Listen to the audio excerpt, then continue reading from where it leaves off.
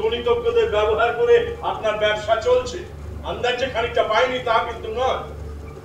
হয়তো উভয়ের মাথা গরম না করিয়ে আমার পরামর্শটা নিন। আমার প্রশ্নের উত্তর আমি এখনো পাইনি। সেটা যে পাবেনি তা ধরে নিলেন কি করে?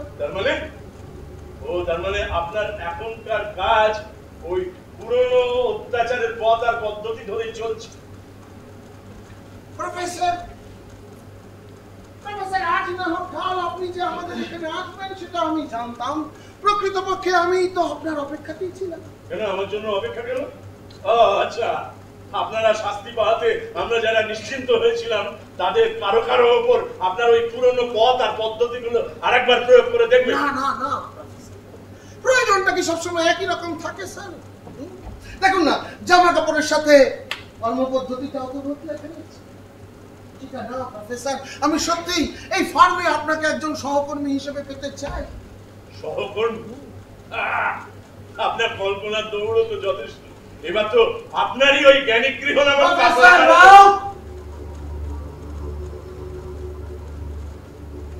আমরা এখানে আপনাকে আমন্ত্রণ করে আনিনি, আপনি স্বেচ্ছায় এসেছেন। আর এসেই যখন করেছেন তখন আমাদের একজন হয়ে ওঠা ছাড়া তো আপনার আর কোনো রাস্তা নেই। কি?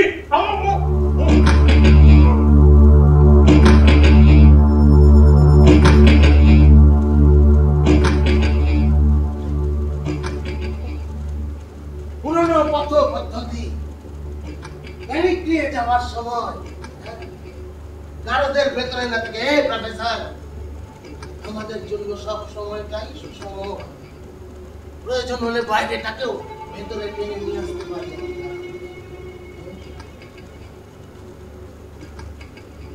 নিয়ে যাও, নিয়ে যাও।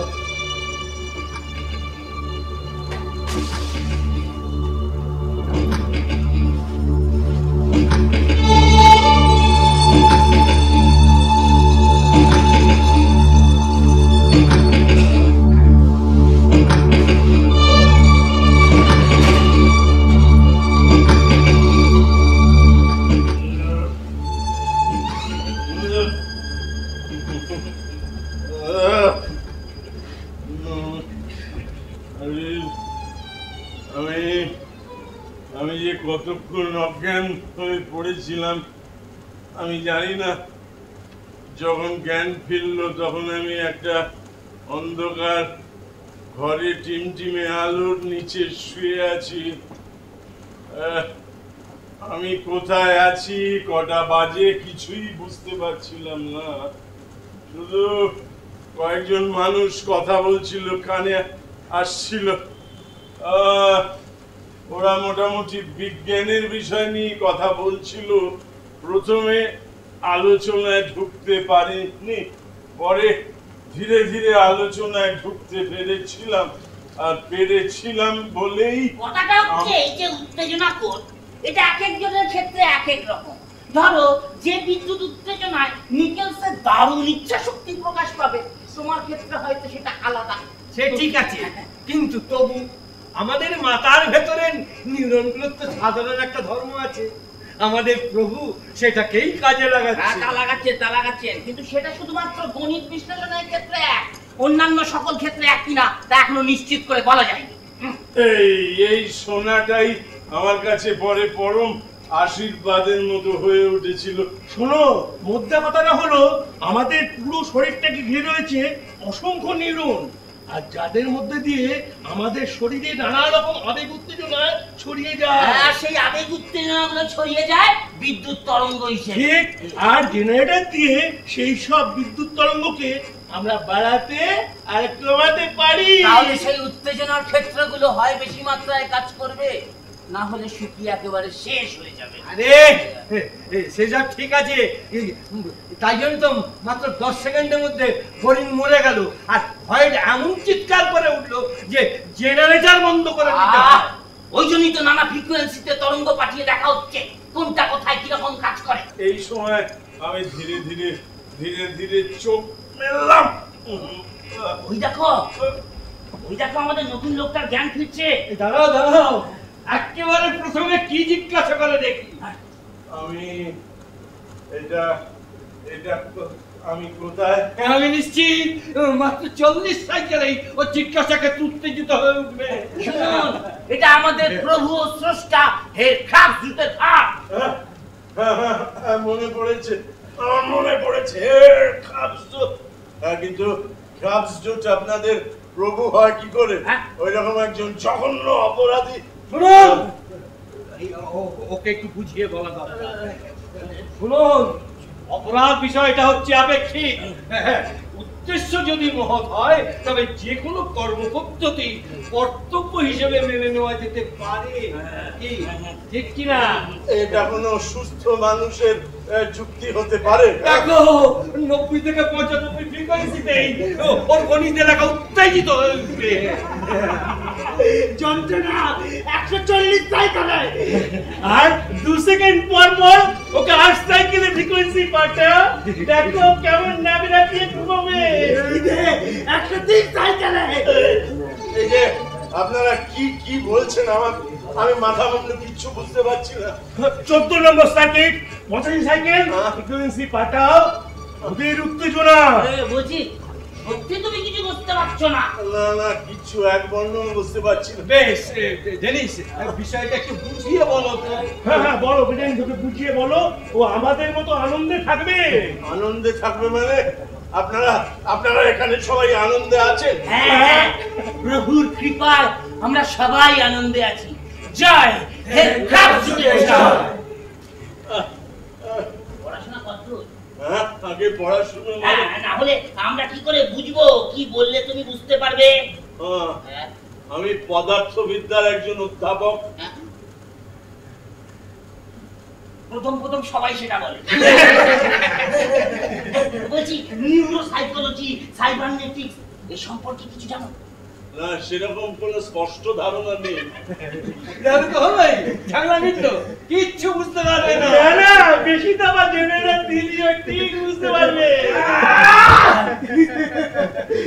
এর চেয়ে তো ওই খোপের মধ্যে আটকে রাখলে কাজটা বেশি তাড়াতাড়ি হতো। এই যে আপনারা কি বলছেন আমি কিচ্ছু বুঝতে পারছি না। ঠিকই তো, লোকটা জানতে চাইছে যখন, তখন বলো। হ্যাঁ ওকে বুঝিয়ে বলো, ও অনেকক্ষণ ধরে অপেক্ষা করছে। বলছি জীবন কি তুমি বোঝো? হ্যাঁ, জীবন জীবন মানে একটা জটিল প্রাকৃতিক ঘটনা যেখানে তোমার হাল খুব খারাপ, বুঝছো? তোমার হাল খুব খারাপ। শোনো, জীবন হলো তোমার শরীরের মধ্যে যে অসংখ্য সংবেদন কোণ, তার মধ্যে দিয়ে বিভিন্ন বৈদ্যুতিক রাসায়নিক উত্তেজনার অবিরাম চলাফেরা। আর সেসব বন্ধ হওয়া মানে শেষ একেবারে পথের ধারে বাড়ির বস্তা। তোমাকে আরেকটু বুঝিয়ে বলি, জানো? এই যে ধরো চারপাশ থেকে সব সংবেদন কোডগুলো তোমার গ্রাহক ইন্দ্রিয়ের সাহায্যে তোমার মস্তিষ্কে গিয়ে পৌঁছচ্ছে। তা মস্তিষ্কে পৌঁছাবার পর মস্তিষ্ক তোমাকে কি বলছে? বলছে বাবা এইটা করো, এইটা করো না, এইটা করো।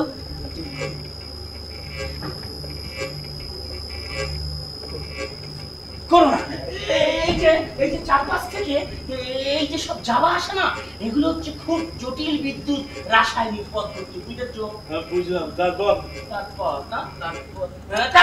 তারপর এই যে চারপাশ থেকে এই যে সব সংবেদন কোডগুলো যাচ্ছে আসছে হ্যাঁ কাজ করছে। এদের সব চলার গতিও আলাদা, সংকেতও আলাদা। ধরো তুমি হঠাৎ কোনোদিন খুব রেগে গেলে, আবার পর মুহূর্তে কি হলো, তুমি শান্ত হয়ে গেলে। আবার ধরো তোমার অনেক দিনের জমে থাকা কোনো কষ্ট তুমি অনেকদিন ধরে মনের মধ্যে গেঁথে রাখলে, এমন হয় না? আসল বিষয়টা হচ্ছে তাই, জানো? এই তোমার শরীরে এই যে তোমার এই যে না অসংখ্য নিউরনের চাপ, তার মধ্যে দিয়ে এই সংকেতগুলো রেডিয়েশনের মতো ছড়িয়ে পড়ছে, কাজ করছে। আচ্ছা বেশ, তা বুঝলাম, কিন্তু এর সঙ্গে ক্রাফটসজুট কোম্পানির কি সম্পর্ক? সম্পর্ক আছে। তার আগে তোমাকে একটু বুঝে নিতে হবে। ধরো এটা একটা সাধারণ মানের কম্পিউটার। এইখানে কাজ করার এককের সংখ্যা, মানে রিলে করার এককের সংখ্যা, তার সংখ্যা কত? 5000 থেকে 10,000। কিন্তু ধরো মানুষের মাথার ভেতর যে জায়গাটা শুধুমাত্র অঙ্ক কষে সেখানে সংখ্যা তো জানো কত? 100 কোটি। চিন্তা করো, 100 কোটি। বেশ বুঝলাম, 100 কোটি, তাতে কি? আপনারা হাসাহাসি করবেন না, আমাকে ব্যাপারটা বুঝতে দিন। মানে আপনি বলছেন মস্তিষ্কে যে নিউরন, ওই কম্পিউটারের ভাষায় যে ট্রিগার, সেখানে 200-র বেশি ইম্পালস পাঠানো যায় না, কিন্তু একটা ইলেকট্রনিক ট্রিগার বাইরে থেকে সেখানে কয়েক লক্ষ কোটি ইম্পালস পাঠাতে পারে, তাই না? তো অনেকটাই জানে দেখছি। তাহলে এতক্ষণ আড়বুজের মতো কথা বলছিল কেন? ডেনিসের কথাগুলোতে একটা চার্জ আছে নাকি? চার্জ? হ্যাঁ, সেসব দিয়ে ধাক্কা মারছে, ধাক্কা।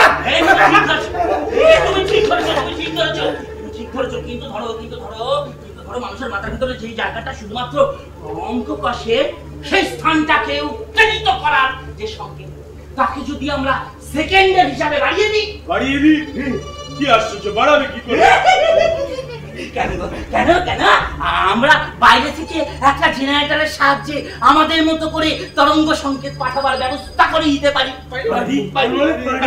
বাইরে থেকে ওই জেনারেটরের ওই সব অসম্ভব শক্তিশালী ইম্পালস গুলো পেতে পেতে নিউরন গুলো তো অকেজো হয়ে যাবে। কিন্তু যতদিন কাজ করবে তা করবে একেবারে অবিশ্বাস্য ভাবে। রোজন্তের ক্ষমতা নেই তার ধারে কাছে যাবার। না, লোকটার কি হবে? না, সে তো কিছুদিনের মধ্যে। আচ্ছা, এইবারে বুঝতে পেরেছি, সেই কারণেই বোধহয় ওই কম্পিউটার সেন্টারটার উল্টো দিকে ওই জ্ঞানী গৃহ। কিন্তু আমাদের প্রভুর আবিষ্কারটা তো বোঝো, এই আশ্চর্য কম্পিউটারের চিন্তাটা তার। তুমি কাজ করবে, তার পাঠানো তরঙ্গের হিসেব ধরে দেবে, কখন রেগে যাবে, কখন তার ভজনা গান গাইবে, আপনি ঠিক করে দেবেন। তোমার রাগ, তোমার দুঃখ, তোমার কাব্যিক মেজাজ, তোমার মাটিতে মাথা নত করে তাকে সম্মান জানানো, এই স্বামী তিনটা বলতে তাই হবে। কি তুমি চোখ বন্ধ করছো কেন? আমি আর পাচ্ছি না, আমি একটু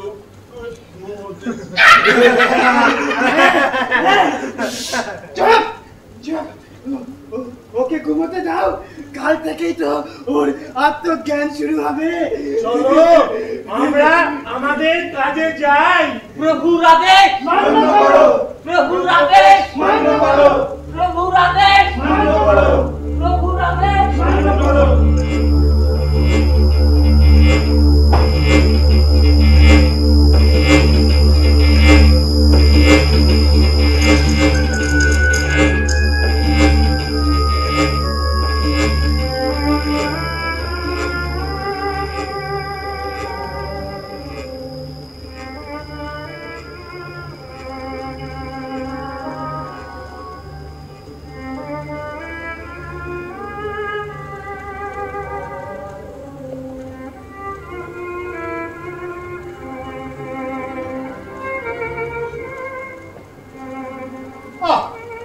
Professor Rao, welcome. আমি বলছি, হান্স বলছি, প্লিজ। আপনাকে পেয়ে আমরা সত্যিই খুব আনন্দিত প্রফেসর। তবে তার আগে আমাদের ফার্মের কর্তৃপক্ষ থেকে আমরা আপনার কাছে ক্ষমা চেয়ে দিচ্ছি। ক্ষমা কিসের জন্য? এই কাল থেকে যা যা ঘটছে, আসলে এই পুরোনো দিনের কথা তুলতেই আমাদের কর্তারা তো রাগ হয়ে গিয়েছিল। না, ওসব পুরোনো দিনের কথা তোলা তো আমার উদ্দেশ্য ছিল না। আমার একমাত্র উদ্দেশ্য ছিল ওই সমস্ত অসামান্য প্রতিভাধর গণিতজ্ঞদের সঙ্গে একবার দেখা করা। ডিপার্টমেন্টটা আমার, মানে আপনি একজন ম্যাথমেটিশিয়ান? খানিকটা, আর তাই ওই ম্যাথমেটিশিয়ানদের নিয়েই আমার কাজ। তাহলে আপনি আমাকে ওই ম্যাথমেটিশিয়ানদের সঙ্গে দেখা করিয়ে দিতে পারবেন? ওদের সঙ্গে আপনার ইতিমধ্যেই দেখা হয়েছে প্রফেসর। কাল একটা গোটা দিন এবং রাত আপনি ওদের সঙ্গে কাটালেন। মানে আমি ওদের সঙ্গে ওই মানে আপনি বলতে চাইছেন ওই পাগল লোকগুলো ওরা আমার সমস্যাগুলো সমাধান করেছে? Exactly professor. আর আপনার শেষ সমস্যাটি সমাধান করেছে যে চলো মিস্টার ডেনিস। ওই আপনাকে যে নিউরো সাইকোলজি বোঝাচ্ছিল। আমি মাথা মুন্ডু কিছুই বুঝতে পারিনি, সে- আসলে আমার মাথাটা এমন মানে তাইলে আপনাকে আরেকবার বুঝিয়ে দেওয়া যেতে পারে প্রফেসর। আপনি বলছেন ওই ডেনিস ও ওই ওই ওই রকম সব অঙ্ক কষেছে, হ্যাঁ? সেটা তো নির্ভর করছে আমরা ওর মাথায় কতক্ষণ ধরে কতটা ইম্পালস পাঠাবো তার উপর। তাকে সেসব কথা অবশ্যই পরে বুঝিয়ে বলা যাবে। এখন আমরা আপনার কাছে একটা সাহায্য চাইছি। সাহায্য আমার কাছে? Yes. তাহলে ব্যাপারটা বুঝিয়ে বলি। প্রফেসর, আমাদের এই কোম্পানির ব্যবসাটা কিছুদিন ধরে হলো বেশ বেশ জমে উঠেছে। প্রতিরক্ষা দপ্তর থেকে কাজ পাচ্ছি আমরা। তবে তার কারণ হলো ওই কাজের দুটি প্রধান শর্ত। প্রথমত, কাজটি হতে হবে অত্যন্ত গোপন, এর কোনো কথা বাইরে যাওয়া চলবে না। আর দ্বিতীয়ত, কাজটি হতে হবে খুব দ্রুত। আর এই দুটি শর্তই আমরা একেবারে অক্ষরে অক্ষরে পালন করে চলেছি। আমাদের রেকর্ডও খুব ভালো। আপনি বললে বিশ্বাস করবেন না প্রফেসর, কিছুদিনের মধ্যেই কাজের পরিমাণ বেড়ে গেছে এত এত বেশি যে সেটা ধারণার বাইরে। প্রথম পর্যায়ের থেকে 4 গুণ কাজ এসে হাজির হয়েছে। আর আর সামরিক দপ্তরে সব গুরুত্বপূর্ণ কাজ। এখন আপনাকে আমাকে ওই ডেনিসের মতো হতে হবে। না প্রফেসর, আমরা আপনার মেধা আর খ্যাতির কথা জানি। আপনি আগে আমাদের কথাটা বুঝুন। দেখুন প্রফেসর, আপনি তো জানবেন যে একটা মানুষের মস্তিষ্ক কম্পিউটারের থেকে এই হিসেব নিকেশ করার অনেক অনেক বেশি দক্ষতা রাখে। মস্তিষ্কের ওই লক্ষ কোটি নিউরন যারা ওই হিসেবগুলো করবে, তাদের যুক্তিবোধ মানে কোনটি করবে কোনটি করবে না, অনুমান ক্ষমতা, স্মৃতিশক্তি সব সব মজুদ। কিন্তু একটা যন্ত্র নিয়ে কাজ করার সুবিধাও তো অনেক। ধরুন একটা যন্ত্রের একটা বাল্ব, একটা রেজিস্টার কিংবা একটা ক্যাপাসিটর খারাপ হয়ে গেল, শুধু সেটাকে বদলে আবার চালু করে দেওয়া যাবে। কিন্তু ওই হিউম্যান কম্পিউটার, আমি ওই বিশেষজ্ঞদের খাটতে হচ্ছে এত বেশি, ক্ষয়ক্ষতির পরিমাণ বেড়ে যাচ্ছে অনেক অনেক বেশি। আর তারপরেই ওদের জায়গা হচ্ছে ওই জ্ঞানী গৃহ নামক পাগলা গারদটিতে। এই জন্য আপনার মতো বুদ্ধিমান লোককে নিয়ে কাজ করা এত সুবিধা। বিষয়টা কেমন চট করে বুঝে গেল? না না, আমাকে ঠিক কি করতে হবে? না তেমন কিছু না, বলছি তো, আপনাকে শুধু গণিতটা শেখাতে। গণিত শেখাবো? কাদের? প্রফেসর, আমাদের দেশে গণিতে ভালো মাথা এরকম অনেক অনেক লোক আছে, কিন্তু সুযোগ সুবিধা না পাওয়ার তারা সব বাড়িতে বসে। তো এদের মধ্যে থেকে 25-30 জনকে বেছে নিয়ে মাত্র 2-3 মাসের মধ্যে আপনি এদের গণিত শেখাবেন। অনেকটা প্রাথমিক জ্ঞান তো দিয়ে নিতে হবে। মানে 2-3 মাসের মধ্যে উচ্চ গণিত শিখিয়ে দেবো, এটা সম্ভব? না, স্বাভাবিকভাবে সেটা আদৌ সম্ভব নয়। কিন্তু প্রথমত, ওই ছাত্ররা অত্যন্ত মেধাবী, এবং দ্বিতীয়ত, ওদের মাথা কতটা কি নেবে না নেবে সেটা নির্ভর করবে আমাদের ইচ্ছের উপর।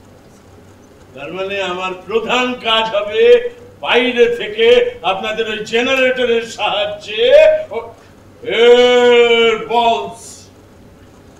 আপনারা আপনাদের ক্ষমতা সম্পর্কে আত্মবিশ্বাসী ঠিকই, কিন্তু এতটা নিশ্চিত হওয়া বোধহয় ঠিক হলো না। আমি তো এরকম একটা জঘন্য অমানসিক অপরাধের সঙ্গে নিজেকে জড়িয়ে ফেলতে সম্মত হতে নাও পারি।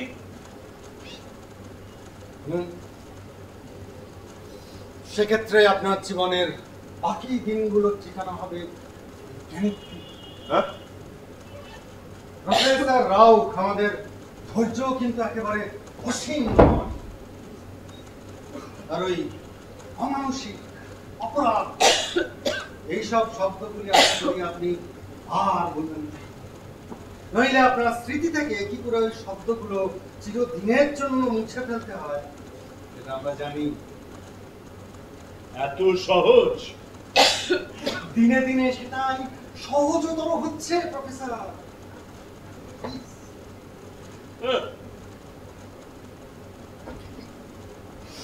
আচ্ছা প্রফেসর, কখনো স্মৃতি বিষয়টা নিয়ে ভেবেছেন? স্মৃতি বিস্মৃতি এখানে কিভাবে কাজে লাগবে? লাগবে প্রফেসর, প্রয়োজন মাফিক লাগবে। আচ্ছা স্মৃতি বিষয়টা, এই লক্ষ কোটি নিউরনের ভেতরে ইলেকট্রোকেমিক্যাল তরঙ্গ বাহিত কিছু রাসায়নিক ক্রিয়া প্রতিক্রিয়া, দীর্ঘ উদ্দীপনা। একজন পদার্থবিজ্ঞানী হিসাবে আপনার এই চৌম্বক শক্তি ও বিদ্যুৎ তরঙ্গের পারস্পরিক সম্পর্ক নিয়ে আপনার যে কাজ, আপনি আমাদের পদ্ধতিটা খুব সহজেই বুঝবেন। ধরুন আপনার মাথার উপর একটা উপযুক্ত ইলেকট্রোম্যাগনেটিক ফিল্ড রেখে দিয়ে ঠিক যে জায়গাটা আপনার স্মৃতি রক্ষা করে চলেছে সেটিকে আমরা একেবারে সম্পূর্ণ অকেজো করে ফেলতে পারি। না, শুধু তাই নয়, যা জানেন শুধু তাই ভুলিয়ে দেওয়া নয়, যা জানেন না বা যা যা জানলে আমাদের সুবিধে সেগুলো আমরা ইনপুট করে দিতে পারি। তখন আপনি কি ভাববেন, কি বলবেন, কি বিষয়ে ভাষণ দেবেন, সব ঠিক করবো আমরা। আমাদের বুঝতেই পারছেন প্রফেসর, আমাদের কথায় রাজি না হলে আপনার আর কোনো উপায় নেই। উপায় নেই মানে? আমি আজকেই বাইরে গিয়ে সবাইকে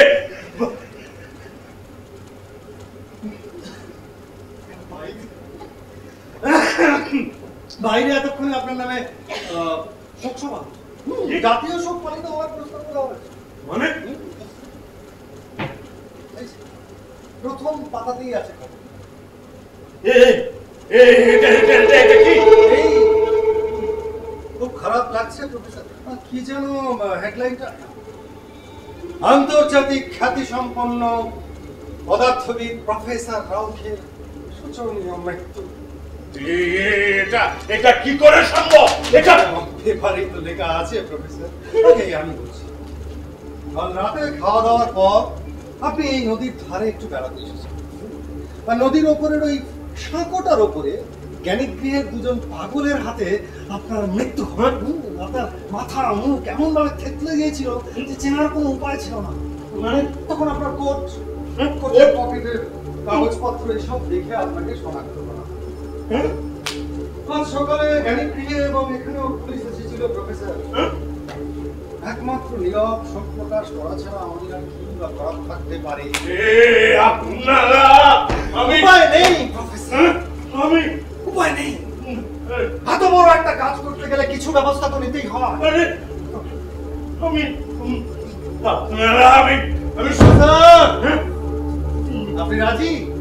রাজি আমি আপনাদের চুপ করে থাকলে শুধু সময় বইয়ে দেওয়া হয়। আপনার মতামত জানা জরুরি এবং সেটা এক্ষুনি। আমাদের কোম্পানি আপনাকে না পেলে সত্যি কিছু ক্ষতি হবে। আপনি আমাদের সঙ্গে, এখনো বলছি প্রফেসর, আমাদের সঙ্গে এলে আমাদের এই কোম্পানির বেশ বড় সড়ো একটা শেয়ার আপনাকে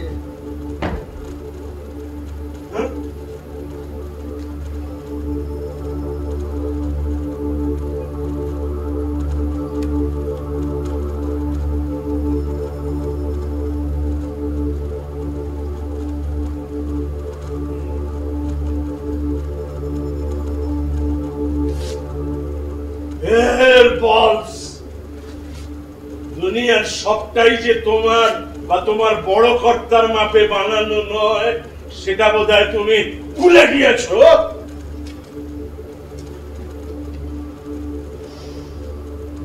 আপনার সঙ্গে এতক্ষণ কথা বলে শুধু সময় নষ্ট হলো। ডেনিসের ওই অমূল্য বক্তৃতাটা জাস্ট মাঠে মারা। ভেবেছিলাম আপনি আমাদের কথা বুঝবেন, নিজে ভালো বুঝবেন, কিন্তু নির্বুদ্ধিতা এবং একগুঁয়েমি যখন মানুষের স্বাভাবিক চিন্তার পথ রুদ্ধ করে, বিপদ হয় তখন। এটা কি ব্যাপার? আপনার মস্তিষ্কের একটা ফ্রিকোয়েন্সি স্পেকট্রাম, এরা কি করছে? নইলে আমরা বুঝবো কি করে যে আপনার মস্তিষ্কের বিশেষ বিশেষ অংশগুলো কোন কোন ফ্রিকোয়েন্সিতে উত্তেজিত বা স্তিমিত হবে? না প্রফেসরকে টেস্ট No, শোন, আমি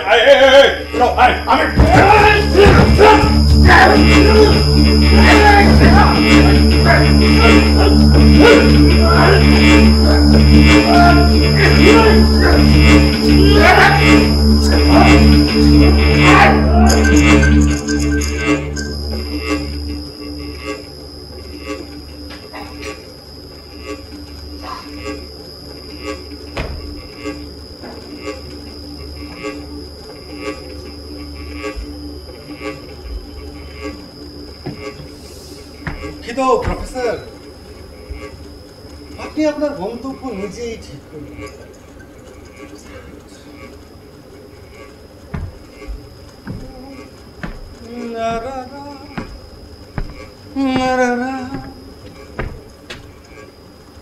আপনারাও আপনাদের এই মস্তিষ্কের নিয়ম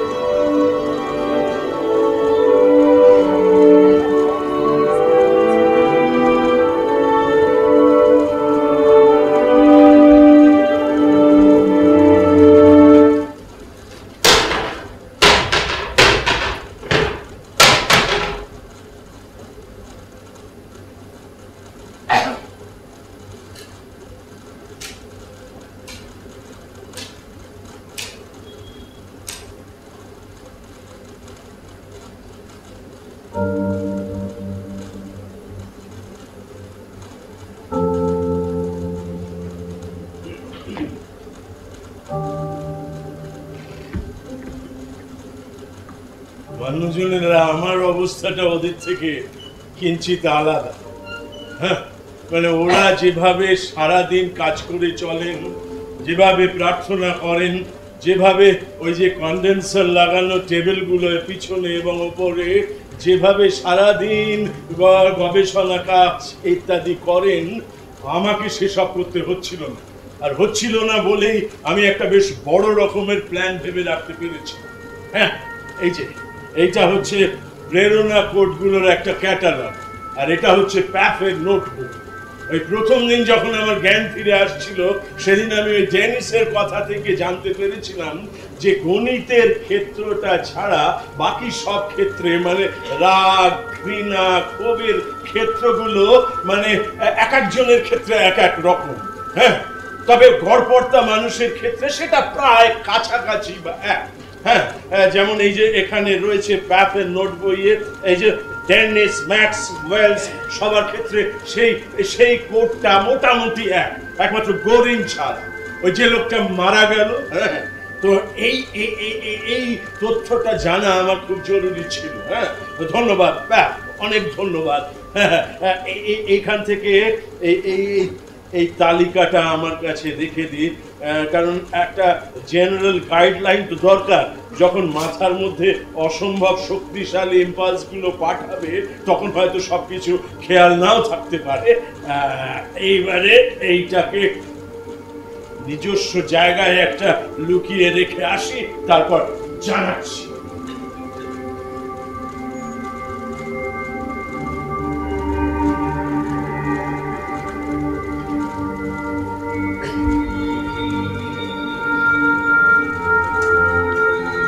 প্রফেসর রাও আমাদের প্রস্তাবে রাজি হয়ে গেলেই পারতেন। এর পরিণামটা কিন্তু খুব একটা ভালো হবে না প্রফেসর। পরিণামের কথাটা আপনাদেরও মনে রাখা দরকার। হ্যাঁ, সেটা তো মনে রাখা যেতেই পারে, কিন্তু আমি আপনার পরিণামটা খুব স্পষ্ট ভাবে দেখতে পাচ্ছি প্রফেসর। যাই হোক, প্রথমে এই দিককার সমস্ত কাজগুলো আগে সেরে ফেলা যাক। আপনি এই চেয়ারটাতে এসে একটু বসুন।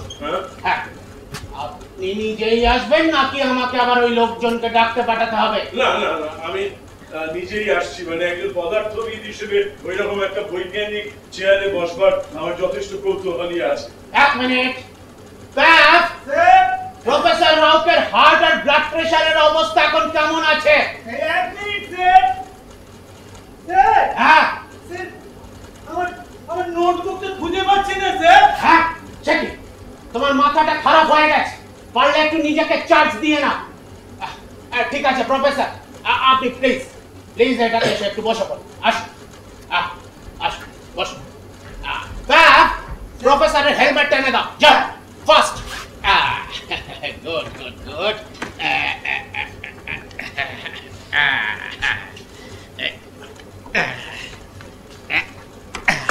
কই দেখ নাও। প্রফেসর, একটু ভালো ছেলের মতো এটা পড়ে নিন প্লিজ। পড়ুন। Good good boy, good boy. নিন, এইটাকে ধরে নাও। দেখি প্রফেসর,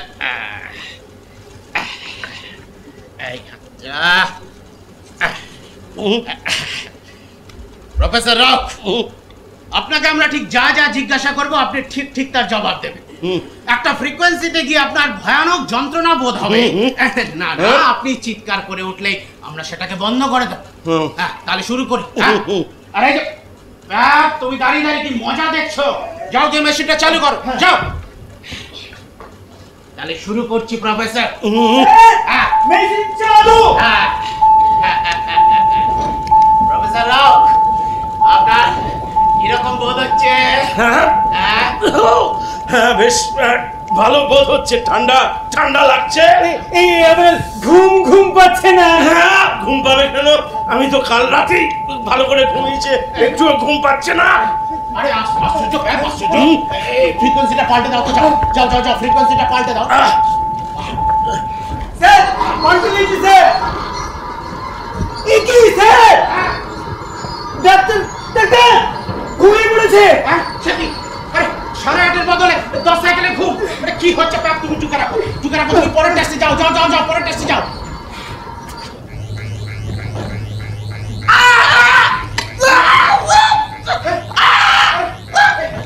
সেকেন্ডে 25 সাইকেলের যন্ত্রণা, যেটা সাধারণ মানুষের ক্ষেত্রে 130। কিছুই তো বুঝতে পারছি না। ঠিক আছে, তুমি 93 সাইকেলে চালাও। ওর গণিতের দিকটা একটু ঠিক করে দেখা দরকার। যাও 93 সাইকেলে চালাও, যাও 93। দিয়েছো? স্যার, চালিয়েছি।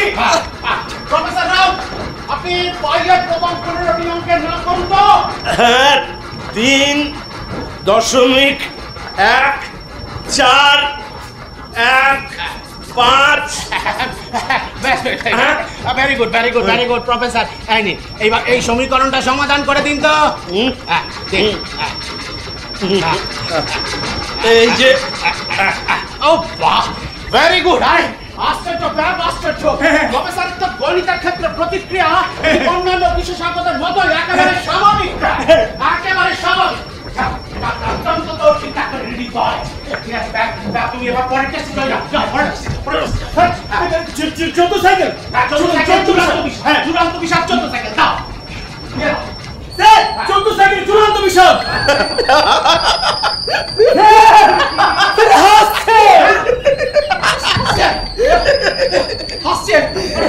হাসছে কেন? মেশিনটা ঠিকঠাক চলছে তো? ঠিকই তো চলছে। আরে এটা একেবারে উল্টা রেসপন্স। ঠিক আছে, তুমি 47 সাইকেলে চালাও। 47 সাইকেল আনন্দ উল্লাস দাও। 47 সাইকেল আনন্দ উল্লাস দাও। 47 সাইকেল